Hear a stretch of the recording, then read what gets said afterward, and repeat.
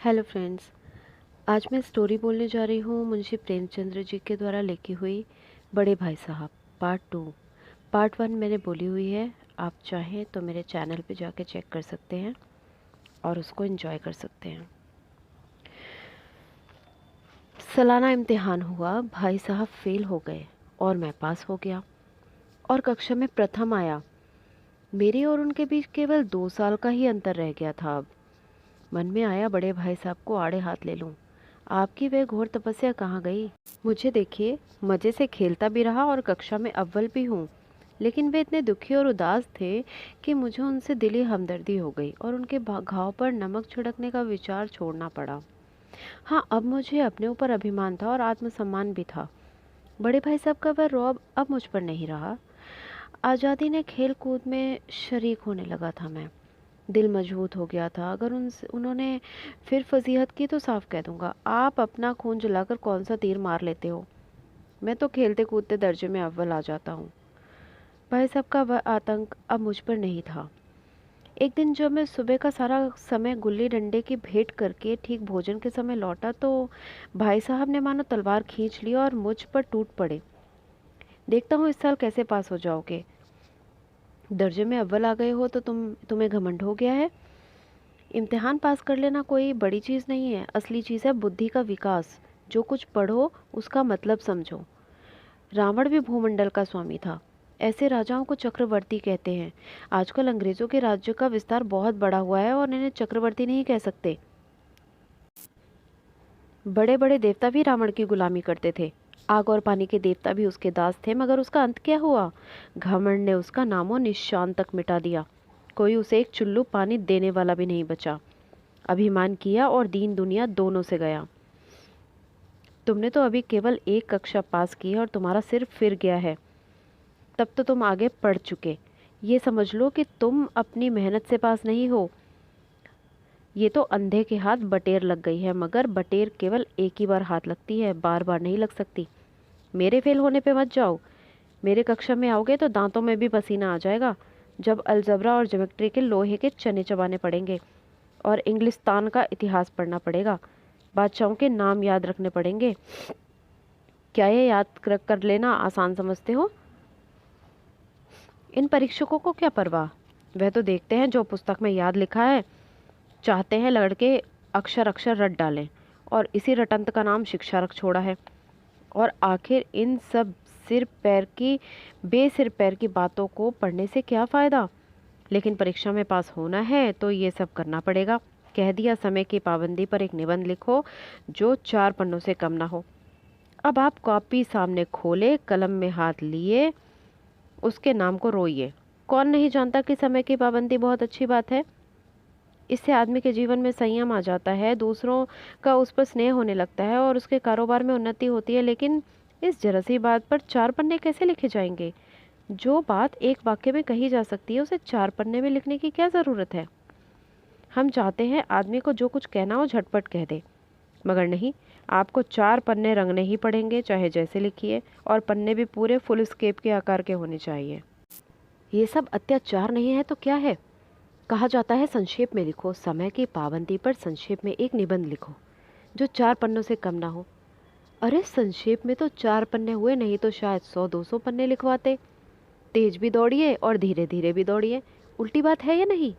बालक भी इतनी सी बात समझ सकता है, लेकिन इन अध्यापकों को इतना भी नहीं पता। उस पर दावा करते हैं कि हम अध्यापक हैं।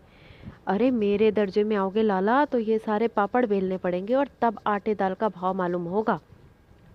इस दर्जे में अव्वल आ गए हो तो ज़मीन पर पाँव नहीं रखे जा रहे हैं। इसीलिए मेरा कहना मानो। मैं फेल बेशक हो गया हूँ, लेकिन तुमसे बड़ा हूँ। संसार का मुझे तुमसे कहीं ज़्यादा अनुभव है और जो कुछ कहता हूँ उसे गांठ बांध लो, नहीं तो पछताओगे। स्कूल का समय पास आ गया था, नहीं तो भगवान जाने ये उपदेश कब तक चलता रहता। आज तो मुझे भोजन भी निस्वाद लग रहा था। जब पास होने पर यह हाल है तो अगर मैं फेल हो जाता तो पता नहीं क्या होता।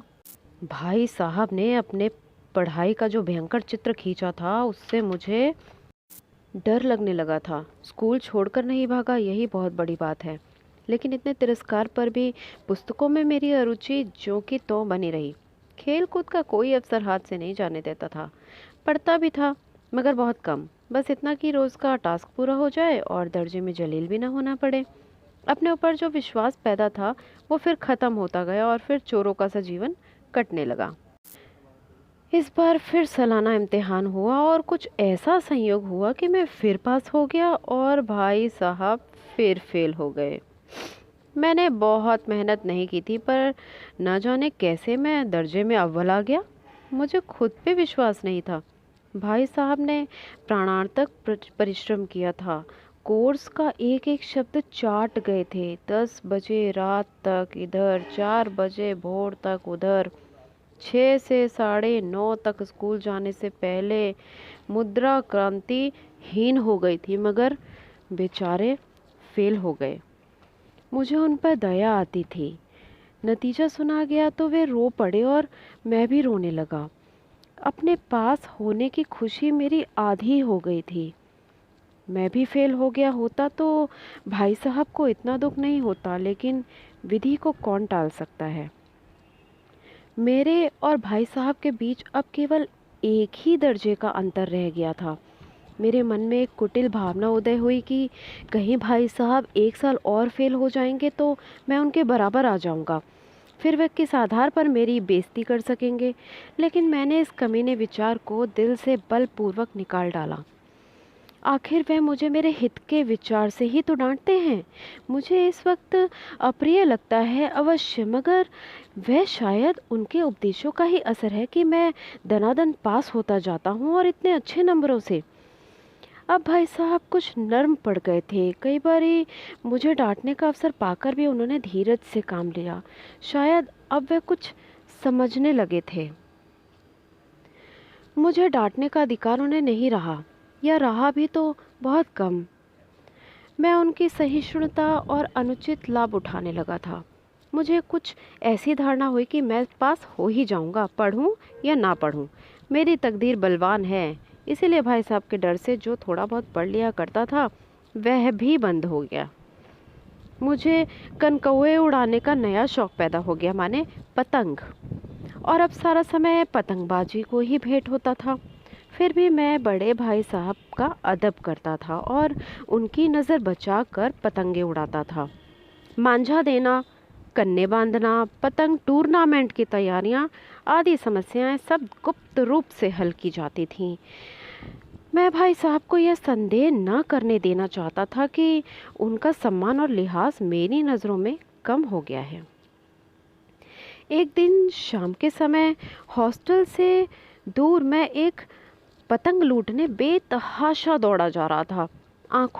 आंखें आसमान की ओर थीं और मन उस आकाशगामी पथिक की ओर जो मंद गति से झूमता पतन की ओर चला आ रहा था। मानो कोई आत्मा स्वर्ग से निकलकर विरक्त मन से नए संस्कार ग्रहण करने आ रही हो। बालकों की पूरी सेना लगे और झाड़दार बांस लिए इसका स्वागत करने को दौड़ी आ रही थी। किसी को अपने आगे पीछे की खबर नहीं थी। सभी मानो उस पतंग के साथ ही आकाश में उड़ रहे थे, जहाँ सब कुछ समतल है। ना मोटर कारें हैं, ना ट्राम है, ना गाड़ियाँ हैं, ना बस हैं।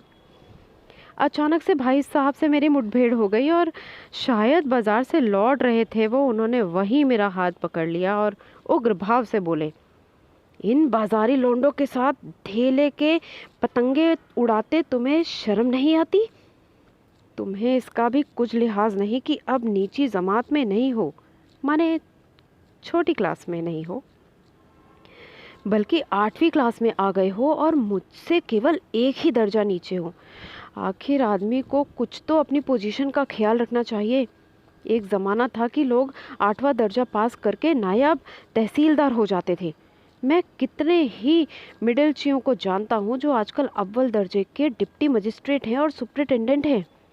कितने ही 8वीं जमात वाले हमारे लीडर और समाचार पत्र के संपादक हैं। बड़े बड़े विद्वान उनकी मातहती में काम करते हैं और तुम उसी 8वीं दर्जे में आकर बाजारी लौंडों के साथ पतंगे उड़ाने के लिए दौड़े जा रहे हो। मुझे तुम्हारी इस कम अक्ली पर दुख होता है। तुम जहीन हो, इसमें शक नहीं, लेकिन वह जेहन किस काम का जो हमारे आत्म गौरव की हत्या कर डाले। तुम अपने मन में समझते होगे मैं भाई साहब से महज एक ही दर्जा तो नीचे हूँ और अब उन्हें मुझको कुछ कहने का हक नहीं है। लेकिन यह तुम्हारी गलती है, तुमसे 5 साल बड़ा हूँ और चाहे आज मेरी ही क्लास में आ जाओ और परीक्षकों का यही हाल है तो निस्संदेह अगले साल तुम मेरे क्लास में ही आ जाओगे और शायद 1 साल बाद मुझसे आगे भी निकल जाओ। लेकिन मुझ में और तुम में जो 5 साल का उम्र का अंतर है उसे तुम क्या खुदा भी नहीं मिटा सकता। मैं तुमसे 5 साल बड़ा हूँ और हमेशा रहूँगा। मुझे दुनिया का और ज़िंदगी का जो तजुर्बा है तुम उससे बराबरी नहीं कर सकते, चाहे तुम एमए कर लो चाहे बीए कर लो। समझ किताबें पढ़ने से नहीं आती, दुनिया देखने से आती है। हमारी अम्मा ने कोई दर्जा पास नहीं किया है और पिताजी ने भी शायद 5वीं 6ठी क्लास से आगे नहीं पढ़ाई की, लेकिन हम दोनों चाहें सारी दुनिया की विद्या पढ़ लें, अम्मा और दादा को हमें समझाने और सुधारने का अधिकार हमेशा रहेगा। इसीलिए नहीं कि वे हमारे जन्मदाता हैं, बल्कि इसलिए कि उन्हें दुनिया का सबसे ज़्यादा तजुर्बा है और रहेगा। भाई मैं उनकी इस नई युक्ति से नतमस्तक हो गया। मुझे आज सचमुच अपनी लघुता का अनुभव हुआ, माने छोटेपन का अनुभव हुआ, और भाई साहब के प्रति मेरे मन में श्रद्धा दोबारा उत्पन्न हो गई। मैंने सजल आंखों से कहा, हरगिज़ नहीं, आप जो फरमा रहे हैं वह बिल्कुल सच है और आपको ये सब कहने का अधिकार है। बड़े भाई साहब ने मुझे गले लगा लिया और बोले, मैं पतंग उड़ाने को मना नहीं करता, मेरा भी जी ललचाता है, लेकिन क्या करूं, खुद बेराह चलूं तो तुम्हारी रक्षा कैसे करूंगा? यह कर्तव्य भी तो मेरे ही सिर है। संयोग से उसी वक्त एक कटा हुआ पतंग हमारे ऊपर से गुजरा, उसकी डोर लटक रही थी। लड़कों का एक गोल पीछे पीछे दौड़ा जा रहा था। भाई साहब लंबे हैं ही, उछलकर उसकी डोर पकड़ ली और बेतहाशा हॉस्टल की ओर दौड़े और मैं पीछे पीछे दौड़ रहा था। तो बताइए फ्रेंड्स, आपको कैसी लगी ये कहानी? बहुत प्यारी स्टोरी है। इसका मतलब ये है कि बड़ा बड़ा ही होता है और छोटा छोटा ही होता है। उसमें विद्या मैटर नहीं करती, उम्र मैटर करती है, ज़िंदगी का तजुर्बा मैटर करता है। ऐसी नई नई कहानियाँ सुनने के लिए, नई नई तो नहीं, अच्छी अच्छी कहानियाँ सुनने के लिए मेरे चैनल को लाइक कीजिए, शेयर कीजिए और सब्सक्राइब भी कीजिए। और एक अच्छा सा कमेंट लिख के बताइए आपको मेरे बोलने का तरीका कैसा लगता है, मैं जो कहानी पढ़ती हूँ आपको क्लियरली समझ में आती है? Please, thank you.